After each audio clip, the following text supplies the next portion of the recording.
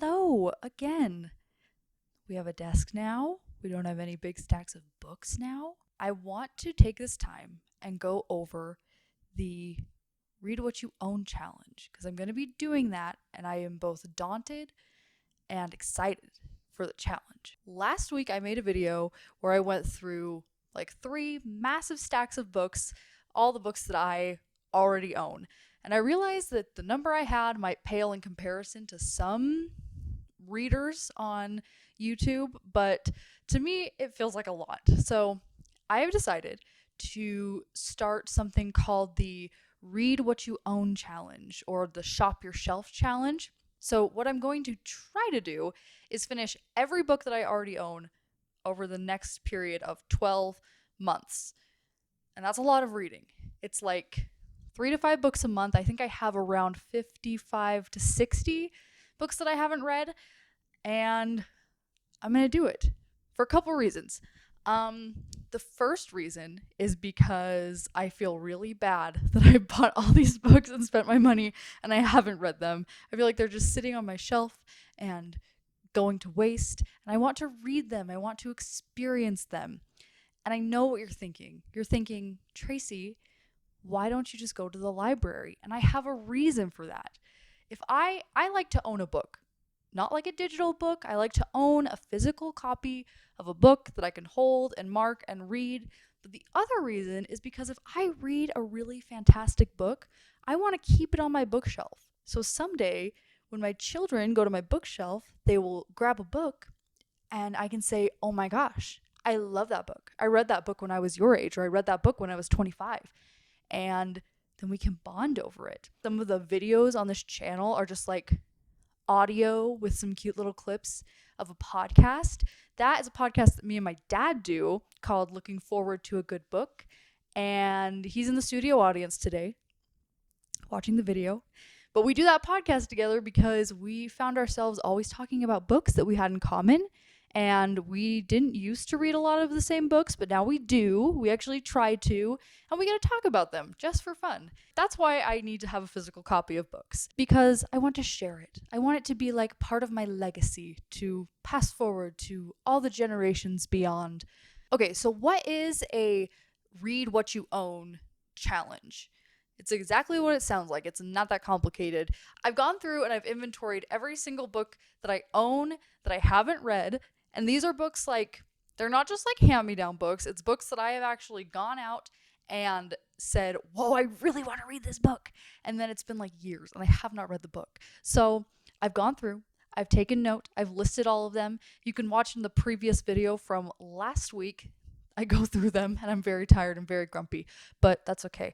I'm really excited to read all those books, but I'm a little grumpy about it. And I'm still gonna, I want to do this challenge. That's the point. But the thing that I think about is I'm like, oh my gosh, but so many new books come out all the time that I want to read. And now I'm going to have to wait a year to read them. This is the good thing about books. They're always there. They aren't like a trendy thing that comes and goes. They're always there. I feel like if you read a good book, it like never loses its sparkle. I don't know. There's just something different about watching a movie long after it comes out and reading a good book long after it comes out, because the books are just so much more personal. Like, it's just a closed experience. So it's going to be hard, but I think that I'll live. I do have a couple of exceptions for me purchasing new books. I cannot go on book crawls. I can't buy things on a whim. I can't even get the next few books in the romantasy that I started reading, which is going to be really hard. Maybe that one will be an exception. I will not be bringing any literature into my home recreationally, just for fun, to spend money and, I don't know, feed the spending zoomies. I, much like I'm sure a lot of you, feel like I have a consumer addiction or like a shopping addiction where I feel like every store I go into, I have to buy something.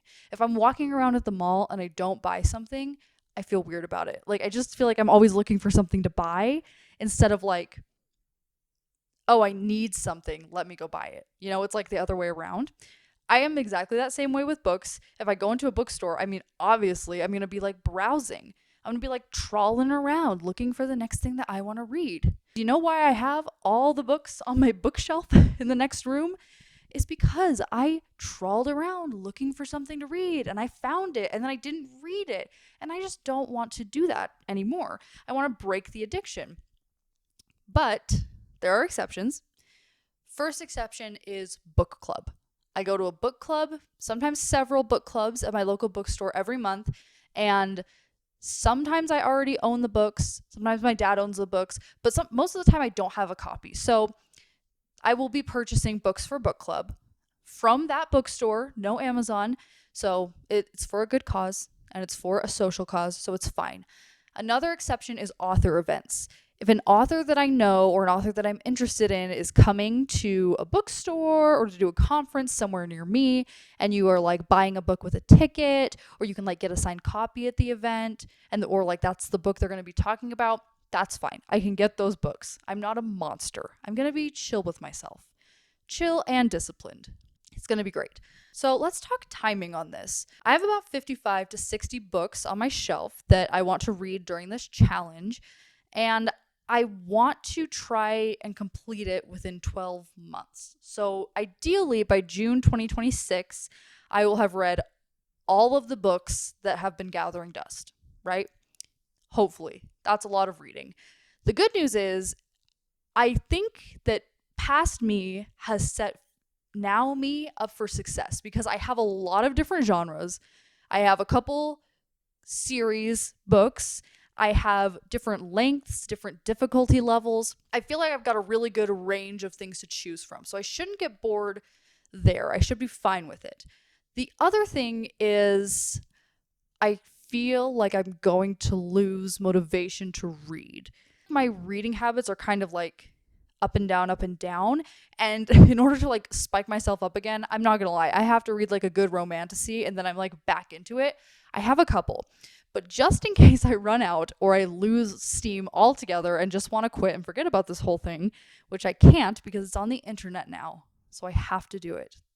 Those are the rules. I don't make the rules. The first part of the plan is that I have to have like a little reward, but I'm not going to buy things. At first I was like, oh, maybe I'll like get myself like some new bookmarkers or like some tabs or like a bookcase, you know, like not like a bookcase, but like a little one to put in your purse, like to keep your paperbacks safe. But instead of getting little objects like that and spending money and bringing more clutter into my life, each time I start a new book, me and the book are going to go on like a little date.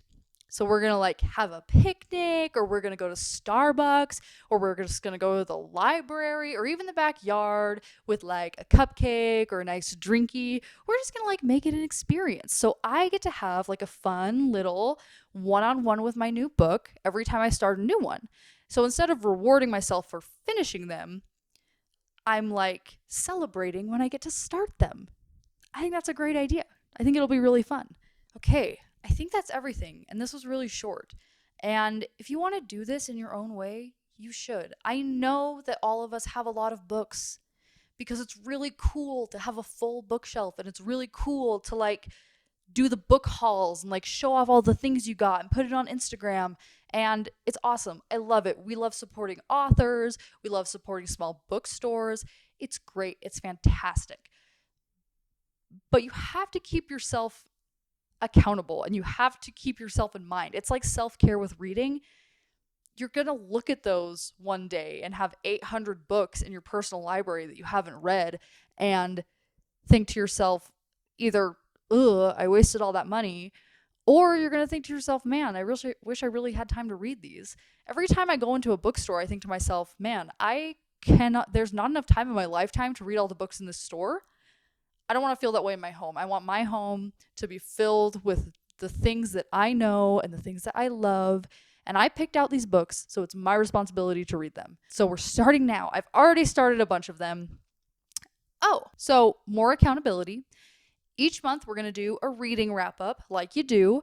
And I'm going to have a counter that is right up here in the video. And we're going to see it go down. It's going to hit 0 next June. And when that happens, I don't know what. I haven't thought of a good enough reward for myself because I feel like going on a trip is like too much. All I did was read some books.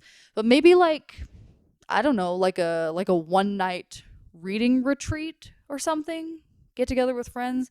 Maybe it'll be ice cream. I don't really know, but there will be something. Maybe the reward will be all the friends we made along the way. But that's all I've got. This is the challenge. I encourage everybody to read the books that you own because you picked them out for a reason. And that is the end. That is the end of my story. Wish me luck. Right now I'm reading Spell Shop and The Sun Also Rises, and This Is How We Lose the Time War. I got a lot going on, but that's how I like it. Goodbye. Hi, everybody. We're interrupting this video with our own sponsorship ad, #ad, to tell you to listen to our podcast. Dad, what's our podcast called? Looking forward to a good book. Dad, where can you find our podcast? On the internet or Spotify, Apple Podcasts, and this YouTube channel. Check us out. Leave us a like, a comment, subscribe, review, ring the bell, do whatever you're going to do, but just listen to it. yes, listen and respond.